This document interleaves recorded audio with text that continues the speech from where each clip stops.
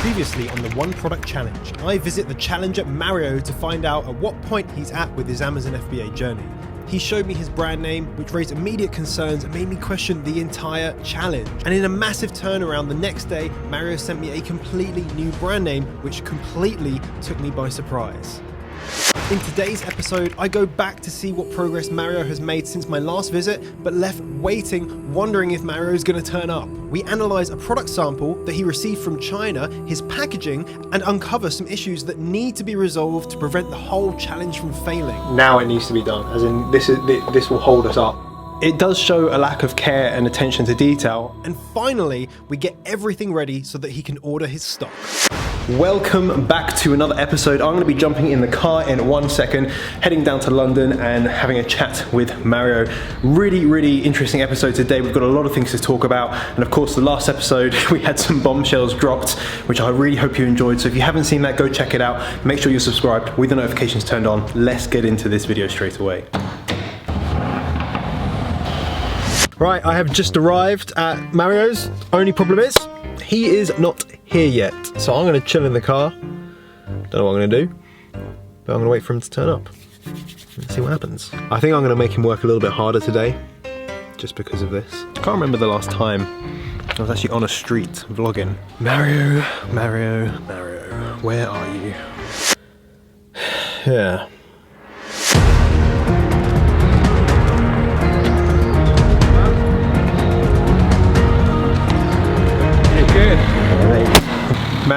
Mario. Jonny, back again for episode 2. What? Kept you waiting. What has been happening? What is going on? Right, I'm gonna give you, have you got a late note? It's got my permission slip. You got my permission. Okay, so I've got some punishment for you. Okay. Yeah, so we need to take all my stuff from the car and bring it into your place. We've got some, yeah, there's a bit of a mess in here, but we need to get all this up there, no worries, and then we'll crack into it. Yeah? I'm just gonna carry nothing, so I'll see you later. Right, let's go. We are here. We're back at the front door where it all started. So yeah, let's crack on. Dougie, yes, say hello to all your fans.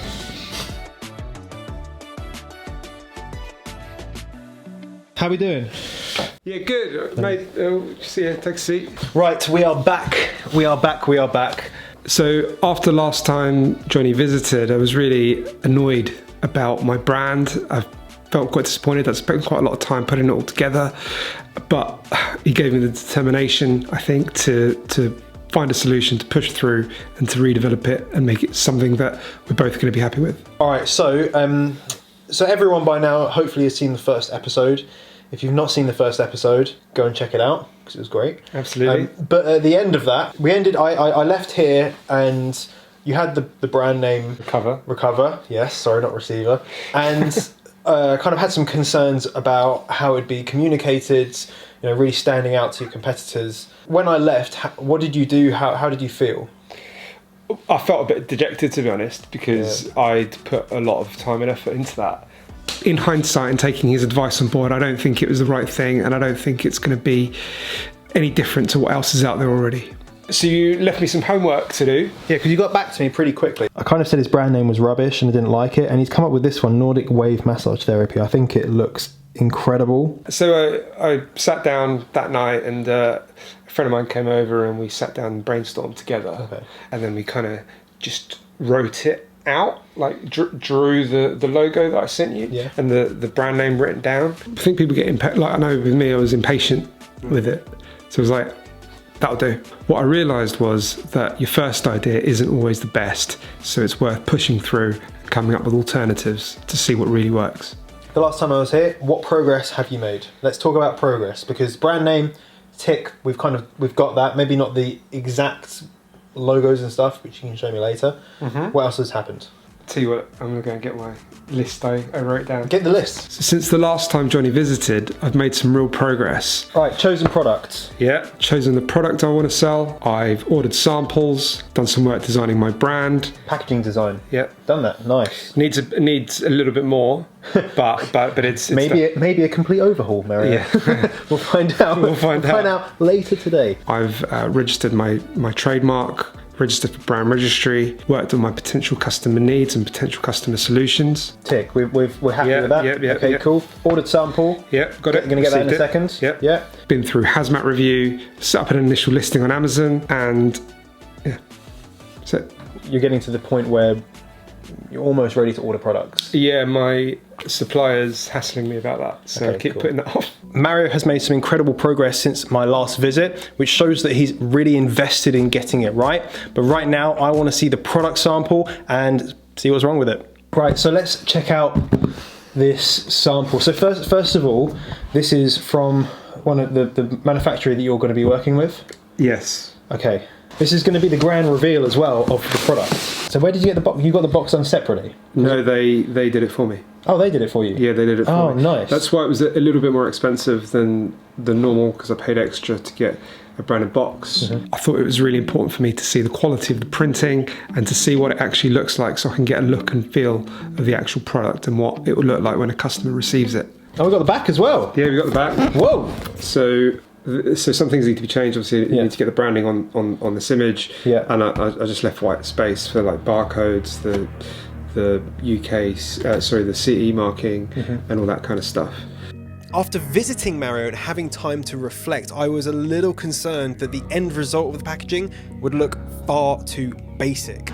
Mario's decided to go into a competitive market, and I needed to make sure that his packaging was on point. So later that week, I spent an hour with him over Zoom, and the packaging still isn't complete, but he sent me this recently, which is a vast improvement from where we originally started. Anyway, should we open it? Yeah. Okay, let's open it. Cool. It's upside down. It's upside down. Mario. But that's probably just me. This is cool. This is good quality, right? Yeah, I think so. Yeah. What do you think about it compared to maybe you got another sample? How does it compare to the other sample that you got? Yeah, I picked up 2 samples. That's Douglas's cat hair. Have you been massaging your cat? Douglas! At this point, I was a bit worried about Douglas's well-being, so I might have to call the RSPCA. She's a very relaxed cat. When I heard some people using their massager on their pussycat, this is not what I was expecting. Yeah. How did it compare to the other ones? So I picked up 2 other samples. I don't have them anymore, but this, in terms of quality, this is significantly better. Whoa, you can feel that moving. Yeah. All right, let me do it. Go for it. What do I do? Put it on your gun. Whoa! I mean, do people use this on other areas of their body? I think that's you need to get the special model for that, or perhaps a different head. Oh, this one here. that'll be great. Wait, no, hang on a minute. That's the one, isn't it? Surely. Right, my issue with this product is that I think most people are going to use that head. I agree. Right? So how are you going to convince people to use these? Some of the alternatives I've seen on other products, their selling point is, it comes with 10 attachments or whatever. And I don't think that's that important. An option that I'm going to give people, and something that I perhaps can include in my branding, is if you do want another attachment, you could just go on the website and get it. So you're going to sell them separately? Yeah. But what about in terms of education? How are we going to teach people? Right, so I get this product. Yeah. I see these. I'm like, okay, use the ball because that's going to be like, that's the one I've seen advertised. Okay, I want to use this one.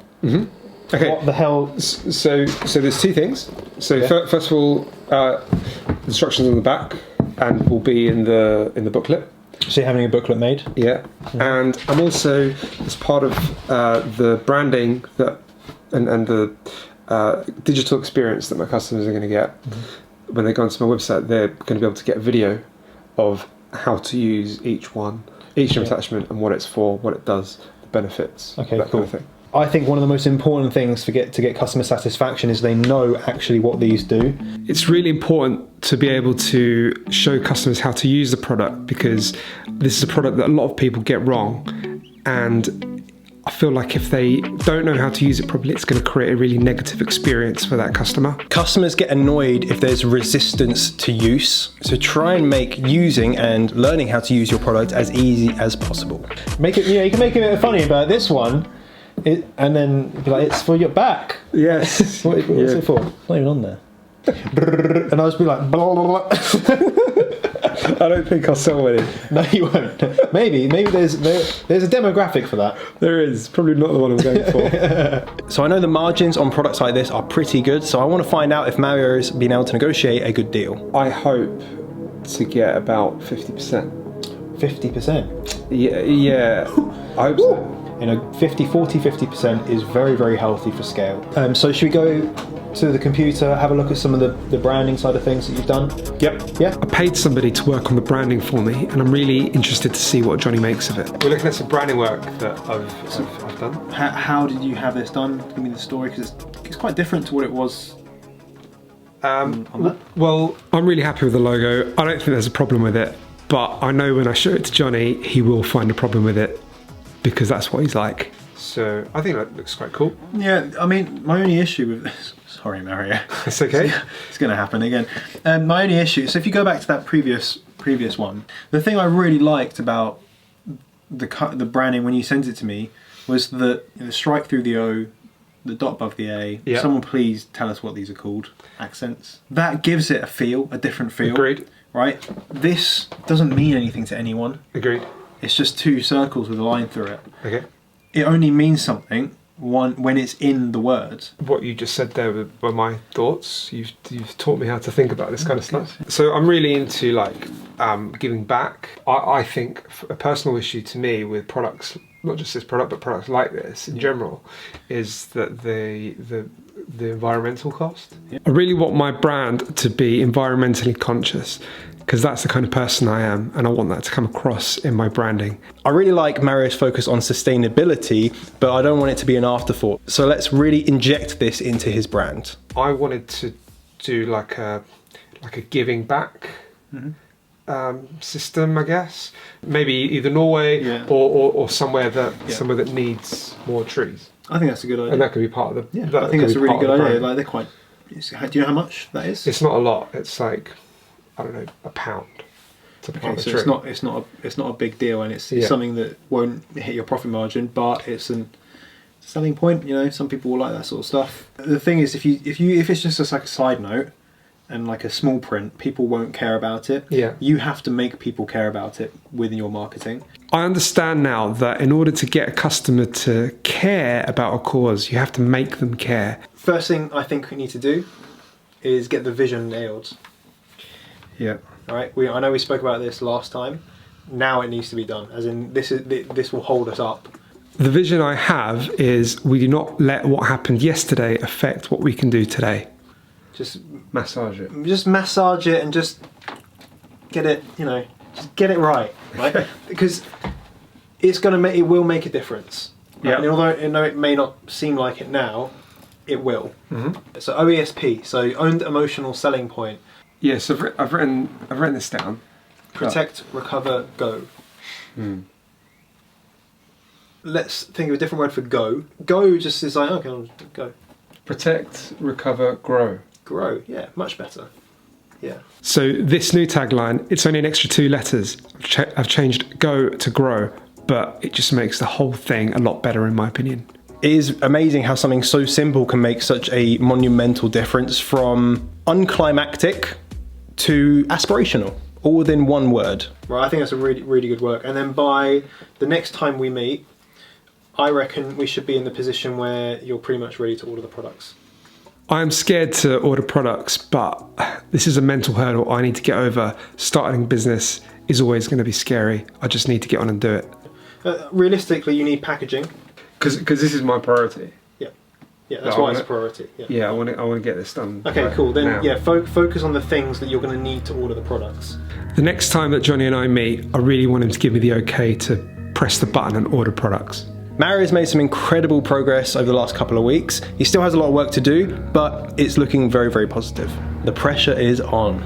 And then we're going to have time. We're going to have, we're going to have probably 60 days, 2 months to get everything else sorted. All the video content, all the images, all the listing creation, marketing materials, all of that stuff can be done within that time where we're waiting for products to arrive. It's getting pretty serious now. It won't be long before he's putting his deposit down for his stock, so I need to make sure that he's ready for that and has all of his ducks in a row ready to press the button. You good? Very good. Peace. do it. So after today's session, I was really pleased, but I didn't quite think about how important the brand vision was, and that's what I need to focus on now. Without the changes that I've made, I just don't think the product would have been as successful and potentially completely failed. And you know, that would be devastating to me. It's really important that this works. Next time on the One Product Challenge, I visit Mario and get serenaded upon arrival. Got this side chick see me and that jiggle there. It's order day! We jump straight in with the goal of getting stock ordered. However, what I thought would be a quick trip turned into a world of pain that nearly brings the entire challenge to an abrupt halt. Run out of batteries for my mouse, and I don't know if I've got any more. I mean, I'm trying to stay calm, but if you weren't here with a camera, I'd probably be throwing stuff around. And we frantically try to fix the issue so that we can get his stock ordered before I leave. $335 extra that the FBA charges us have. He's a liar, and I no longer have trust in my supplier. Tune in next time to find out if we were successful.